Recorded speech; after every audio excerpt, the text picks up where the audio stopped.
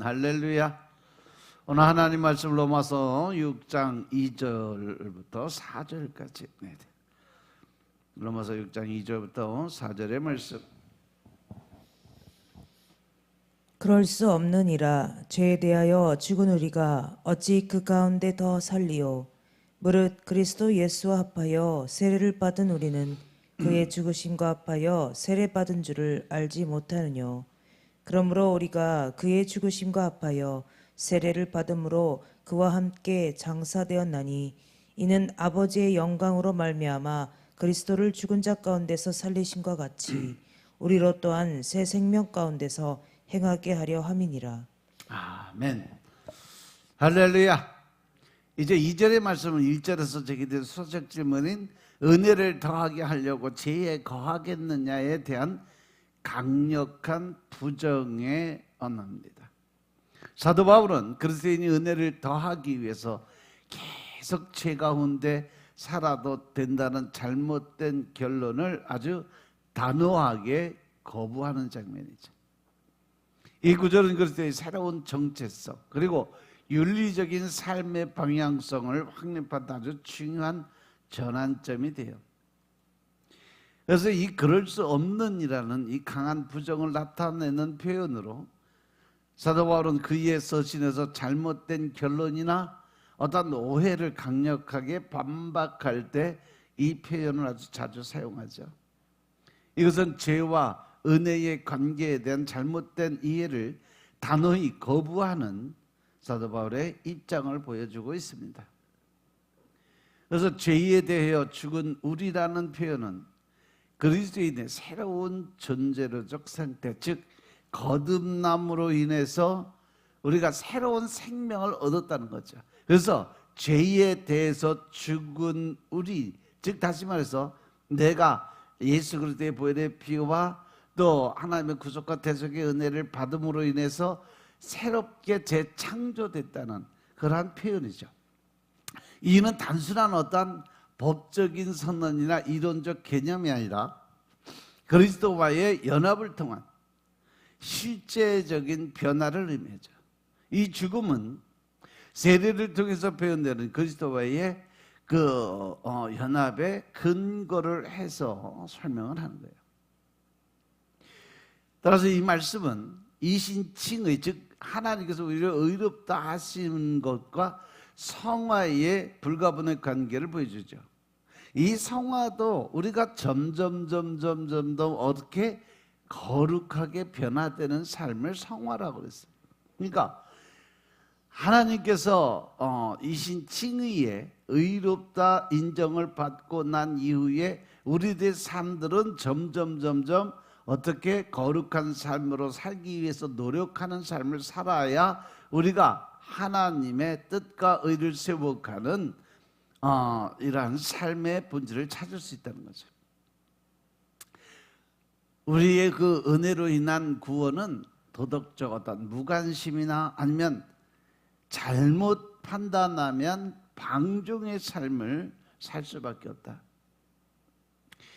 자유와 방종의 차이는 백지장 한 장 차이밖에 안 돼요. 자유라 하는 것은 자기에게 주어진 어떤 책임과 의무를 다 끝내놓고 쉴 수 있는 나머지 시간을 활용하는 것을 자유함을 얻었다고 그래요. 방종이라는 것은 뭐예요? 자기에게 맡겨진 어떤 일은 하지도 않고 자기 멋대로, 자기 생각대로, 자기 방법대로 그냥 가는 거예요. 이것이 옳다라고 주장하면서. 그러니까 그 어떤 틀을 벗어나는 그 모양이 바로 방종입니다. 따라서 사도 바울은 그리스도인이 법적으로만 의롭다함을 받은 것이 아니라 실제로 죄에 대해서 죽었다는 이러한 존재론적 변화를 강조를 하는 거죠. 그리스도인이 되면 말로만 거룩하다, 말로만 믿는다 이것이 아니라 그 모습이 어떻게 그 사람의 어떤 언어나 행동에서 그대로 보여주게 나타내줘야 된다는 거죠. 따라서 그리스도와의 연합은 이 구절의 기초가 되는 아주 신학적 개념이에요. 성도는 예수 그리스도의 죽음에 참여함으로써 죄의 지배로부터 해방이 될 수 있다라는 거예요.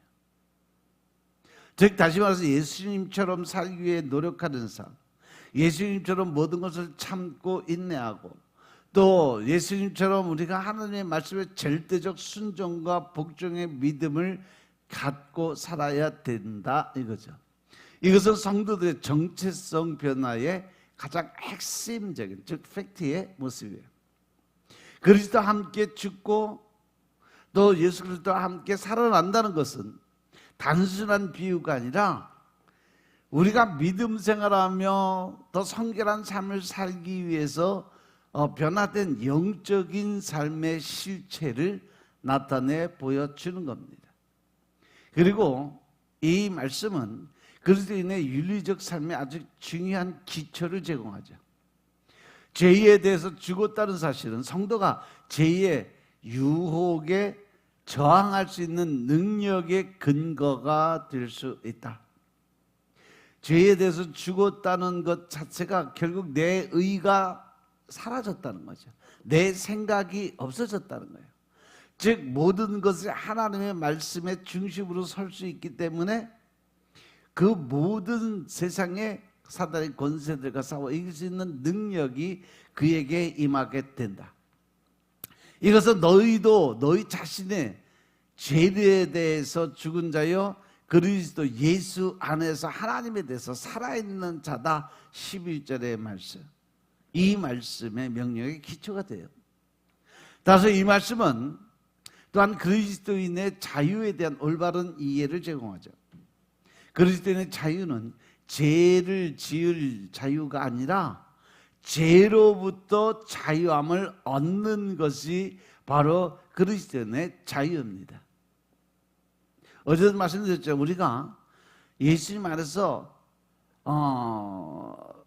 로마서 8장 32절의 말씀처럼 진리 안에서 우리가 자유함을 얻어야 되는데 우리의 잘못된 판단과 잘못된 이해로 인해서 우리는 진리 안에서 자유함을 얻는 게 아니라 그 진리로 인해서 내가 점점 얽매임을 당하는 그러한 삶을 살 수밖에 없게 된다는 거죠. 왜? 그것이 바로 율법의 모순이에요. 그래서 우리는 복음을 믿는 하나님의 자녀로서 이제는 복음 안에서 자유함을 얻을 수 있는 여러분의 삶이 되시길 주님으로 축원합니다. 사도 바울의 은혜가 방종의 구실이 될 수 없음을 분명하게 선포를 해요. 진정한 자유는 하나님의 뜻에 따라 살 수 있는 능력입니다.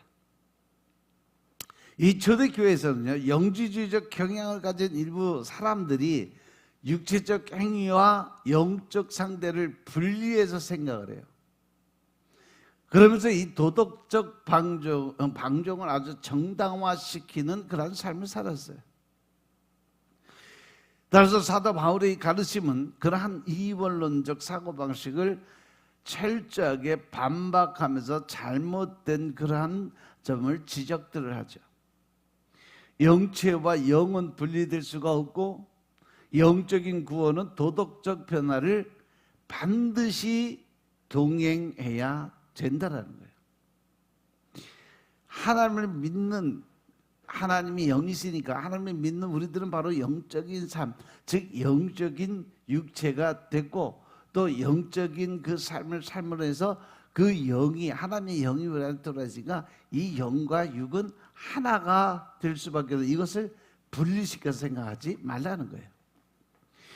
그리고 초대교회에서는 영지주의적 경향이 그러한 삶의 그 모습 속에서 늘 이 믿는 하나님을 믿는 하나님의 백성들에게 혼란을 주는 것이 뭐냐 하면 영육의 분리를 통해서 사람들에게 혼돈을 많이 줬어요. 여기에 넘어간 사람들이 너무 많아요. 종교 개혁 시대에 마틴 루터는요, 이 구절을 통해서 오직 믿음의 그 교리가 도덕적 무법주의로 이어질 수 없음을 강조했어요. 믿음으로 의롭다함을 받은 사람은 반드시 새로운 삶을 살게 되어 있다라는 거예요. 반대로 얘기해서 믿음으로 이신 칭의의 은혜를 받았다라는 사람이 그 말과 행동이 변하지 않고 과거의 모습 그대로 살아간다면 그는 은혜를 잘못 받은 사람이다. 오늘날 많은 그리스도인들은 값싼 은혜의 함정에 빠질 위험에 살아가고 있어요. 이것은 디트리 본회퍼가 경고했던 개념이에요. 회개와 제자도 없이 용서만을 구하는 태도를 의미하는 거죠. 로마서 6장 2절에 그리스도인의 삶이 은혜에 대한 반응으로 변화된 삶을 살아야 된다는 것을 이야기하는 거죠. 또한 이 말씀은 그리스도인의 정체성에 기초 윤리를 제시를 해요. 예수를 믿는 사람들이 가지고 있는 그런 정신력에 관한 이야기죠. 도덕적 행동은 외부의 어떤 규칙이나 의무가 아니라 그리스도 안에서 우리가 누구인가에 대해서 이해하고 또 그 뜻에 따라 순종할 수 있는 삶을 사는 것으로부터 시작이 돼요. 우리는 죄에 대해서 죽었다는 선언은 우리의 행동을 인도하는 정체성의 선언이죠. 죄에 대해서 죽었다는 것은 결국은 내 자아가 이제 없어졌다는 거예요. 내 생각 없어졌다는 거예요. 오직 하나님의 말씀을 의지해 나가고 하나님의 계획 안에 내가 들어가면서 내 안에 모든 계획이나 생각이나 모든 의의가 다 없어지고 오직 하나님의 뜻대로 가는 방법을 택했다는 거죠. 결론적으로 로마서 6장 2절은 은혜와 거룩함의 불가분의 관계를 보여주는 핵심 구절이에요. 하나님의 은혜는 죄를 지속할 자유가 아니라 죄로부터 자유로워질 능력을 얻는 거다. 사도 바울은 그리스도인의 새로운 정체성인 죄에 대해서 죽은 자의 새로운 삶의 방식으로 이어짐을 분명히 이야기를 해요. 이 말씀은 신학적 진리가 실제적인 삶의 변화로 이어져야 된다는 바울 신학의 가장 핵심적인 그러한 모습이에요. 그런데 3절로 넘어가서 무릇 그리스도 예수와 합해서 세례를 받은 우리는 그의 죽으심과 합해서 세례를 받을 줄을 네가 알지 못하느냐라고 그랬어요. 이 3절의 말씀은 1절, 2절에서 제기된 은혜를 더하게 하려고 죄에 거하겠느냐는 질문에 대한 신학적인 근거를 제공해주고 있어요. 사도 바울은 그리스도인이 죄에 대해서 죽었다는 주장을 뒷받침하기 위해 세례의 의미를 이제 설명을 하기 시작을 한 거죠. 이 말씀은 그리스도인의 새로운 정체성, 윤리적 삶의 기초를 확립하는 아주 중요한 역할을 하죠. 사도 바울에게 세례는 단순한 의식이나 상징을 넘어서 그리스도와의 실제적인 합체를 의미를 합니다. 세례가 그리스도와 깊은 일체감과 합체를 가져온다는 것을 나타내고 있어요. 특히 그의 죽으심과 연합해서 세례를 받은 이라는 표현은 세례의 더 깊은 차원을 보여주고 있죠. 이것은 세례가 단순히 공동체 가입 의식이 아니라 그리스도의 죽음에 참여하는 실제적인 경험임을 강조합니다. 이 합체는 전제적 변화를 가져오고 그리스도인의 새로운 정체성의 가장 기초가 되는 모습으로 살아갑니다. 그래서 알지 못하느냐라는 이 서술 질문은요, 사도 바울이 이미 로마 교회가 알고 있어야 될 기본적인 교리를 다시 한번 각인시켜 준 거죠. 이것은 세례에 대한 이해가 초대교회의 기본 가르침이었음을 이야기하는 거예요. 사도 바울은 이 질문을 통해서 세례가 가진 깊은 의미를 그들의 윤리적 삶에 적용하도록 계속 전하고 있는 거죠. 따라서 이 구절의 핵심은 그리스도와의 연합교리예요. 이것은 바울 신학의 중심 개념이죠. 성도가 그리스도의 죽음, 부활, 그리고 생명의 실제로 참여한다는 것을 의미하는 거예요. 이 연합은 법적인 선언을 넘어서 실존적 변화를 가져옵니다. 그리스도의 연합은 세 가지 시간적 차원을 포함한다. 그것이 바로 과거와 현재와 미래죠. 과거는 그리스도의 죽음과 부활에 연합이 되는 것을 과거의 삶이죠. 현재는 우리가 예수님 안에서 새로운 정체성, 새로운 사람으로 거듭난, 피조물로 거듭난 모습을 나타내는 게 현재예요. 그리고 미래의 모습은 뭐냐? 부활과 영화로운 변화, 즉 천국 백성으로 하나님의 자녀로서 변화되고 영원한 삶을, 영생의 삶을 살아가는 그 모습이죠. 그리고 이 구절은 교회를 통해서 다양하게 해석이 되어 있어요. 성 어거스틴이 이 구절을 통해서 세대의 성례적 효과를 강조했어요. 종교 개혁자들은 세대가 그리스도와의 연합을 표현하는 표적이다, 표징이다 라고 이야기를 했어요. 현대 신학자들은요, 세대를 통한 공동체적 정체성과 윤리적 책임을 강조하죠. 즉 세대를 받았으면 이제 그 하나님의 자녀로서 변화된 삶을 반드시 보여야 된다는 거죠. 반드시 변화된 그 모습의 언어가 나와야 된다는 거예요. 따라서 이 말씀은 그리스도인의 삶의 방식에 아주 깊은 영향을 미치죠. 먼저 죄에 대한 새로운 관계, 즉 그리스도와 함께 죽었기 때문에 죄의 권세에서 우리는 이미 해방됐다는 것을 믿는 믿음이 반드시 필요하다. 두 번째는 뭐냐? 윤리적인 책임의 문제예요. 그리스도의 죽음에 참여했으니까 이미 우리는 죄에 대해서 죽은 자로 살아야 된다. 죽은 자는 말이 없어요. 그러니까 우리는 어떠한 일에 대해서도, 죄에 대해서는 이제는 아무런 행동을 할 수 없다는 거예요. 그리고 공동체적 정체성의 모습이에요. 모든 성도들이 동일한 세례를 통해서 하나님의 몸을 이루어가는 과정에 들어가 있다는 거죠.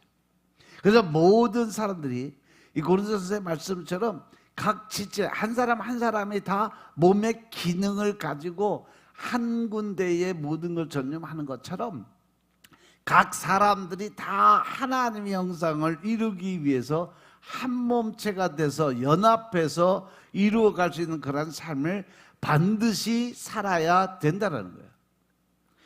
이 사도 바울은 이 구절을 통해서 은혜가 방종으로 이어질 수 없는 신학적인 이유를 다시 설명을 하죠.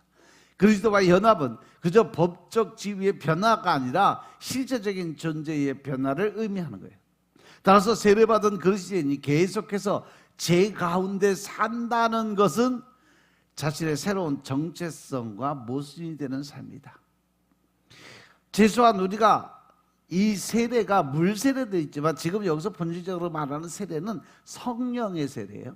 성령의 세례를 받음으로 해서 그 성령님이 우리를 변화시키는 그 과정에 우리가 순종하고 복종하는 삶을 반드시 살아야 된다는 전제 조건을 걸어놓은 거예요.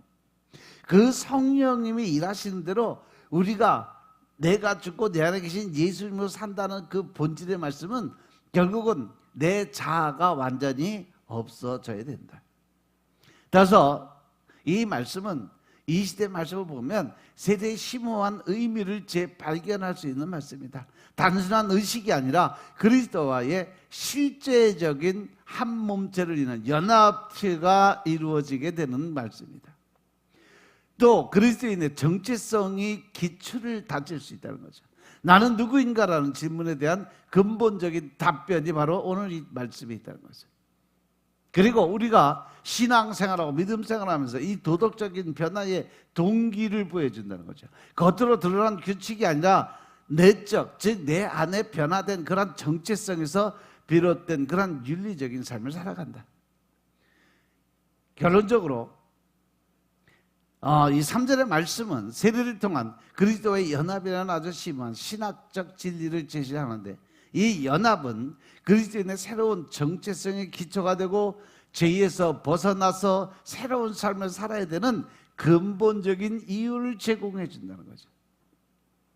사도 바울에 있어서 구원은 단순한 법적인 선언이 아니라 그리스도와 함께 죽고 그리스도와 함께 사는 실존적인 경험을 의미합니다. 이 말씀은 은혜가 윤리적인 그 삶으로 이어지는 내적인 변화를 보여주고 또 예수 그리스도와 연합이 우리의 존재와 행동 모두를 변화시키는 강력한 실제임을 증언하는 거예요. 그래서 우리가 예수를 믿고 하나님의 사람으로 변화된 사람이 반드시 해야 될 것은 뭐냐? 모든 사람들이 인정할 수 있는 변화된 모습이 그 안에서 나와야 된다라는 거예요. 과거에 내 삶이 어떻게 살았던, 내가 어떤 재석에 살았던 상관이 없이 이제는 예수님 안에서 우리가 새로운 거듭난 삶을 살게 됨으로 인해서 이제 내가 선한 모습, 온유한 모습, 겸손한 모습, 이것을 통해서 다른 사람들로 하여금 하나님을 믿게, 예수 그리스도의 향기를 나타내는 그러한 삶을 살아야 된다는 사실을 늘 명심하시고 오늘 하루도 하나님을 기쁘게 해드릴 수 있는 삶을 사는 여러분들의 삶이 되시길 주님으로 축원드립니다. 기도드리겠습니다. 아버지 하나님 감사드립니다. 오늘도 아버지 하나님 은혜 가운데 우리가 살아갈 수 있도록 주님이 축복하시고 능력과 권세 안에 우리가 변화된 삶을 살게 하시니 감사합니다. 늘 신령과 진정의 마음으로 하나님의 뜻과 의를 세워가게 하여 주옵소서. 이제는 늘 하나님의 더 큰 사랑을 나누고 베풀 수 있는 자리로 서게 하여 주옵소서. 그래야 아버지 하나님을 기뻐하시고 또 아버지 하나님이 원하시는 뜻이 무엇인지 깨닫게 하시고 성령 하나님의 도우심을 하나님의 뜻에 합당한 자의 삶을 살 수 있도록 축복하시고 또한 우리가 세례를 받음으로 변화된 삶을 통해서 우리의 삶이 변화된 삶으로 바꾸어질 수 있도록 주님이 축복하옵소서. 올해 주님 주신 말씀처럼 주님 나를 변화시켜 주옵소서. 우리가 변화된 삶을 살게 성령님이 늘 도와주시고 인도하여 주옵소서. 모든 말씀 우리 주 예수 그리스도의 이름으로 감사드리며 기도드려 싸움나이다. 아멘.